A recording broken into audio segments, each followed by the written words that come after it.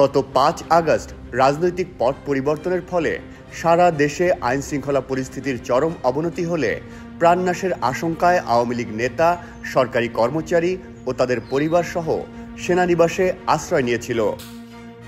আজ রোববার গণমাধ্যমে পাঠানো এক বিজ্ঞপ্তিতে বিষয়টি নিশ্চিত করেছে আন্তঃবাহিনী জনসংযোগ পরিদপ্তর।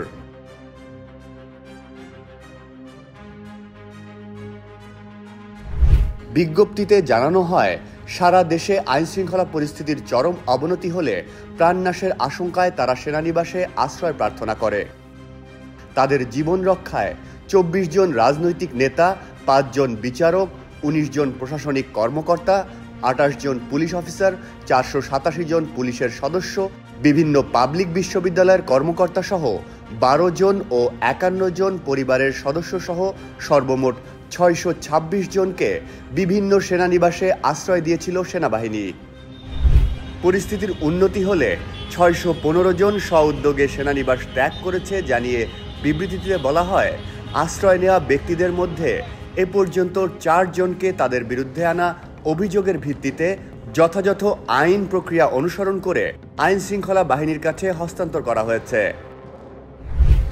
বর্তমানে আশ্রয়প্রাপ্ত ৩ জন তাদের পরিবারের ৪ জন সদস্য সহ সেনানিবাসে অবস্থান করছে।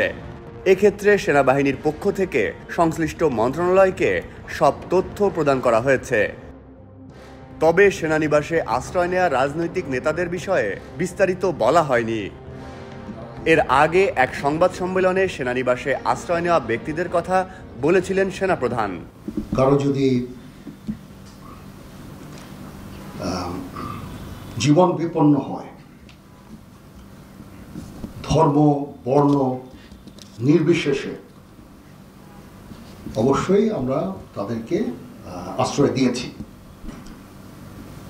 এবং তাদের বিরুদ্ধে যদি কোনো অভিযোগ থাকে, মামলা হয়, অবশ্যই তারা শাস্তির আওতায় যাবেন। কিন্তু অবশ্যই আমরা চাইব না যে এক্সট্রা জুডিশিয়াল কোনো অ্যাকশন তাদের উপর হোক, বিচার বহির্ভূত কোনো কাজ হোক, তাদের উপরে হামলা হোক বা তাদের জীবনে যে হুমকি যেটা আছে সেটা থাকলে আমরা তাদেরকে আশ্রয় দিয়েছি। যেই হোক, যেই দলেরই হোক, যেই মতেরই হোক, যেই ধর্মের হোক, সেটা আমরা করব।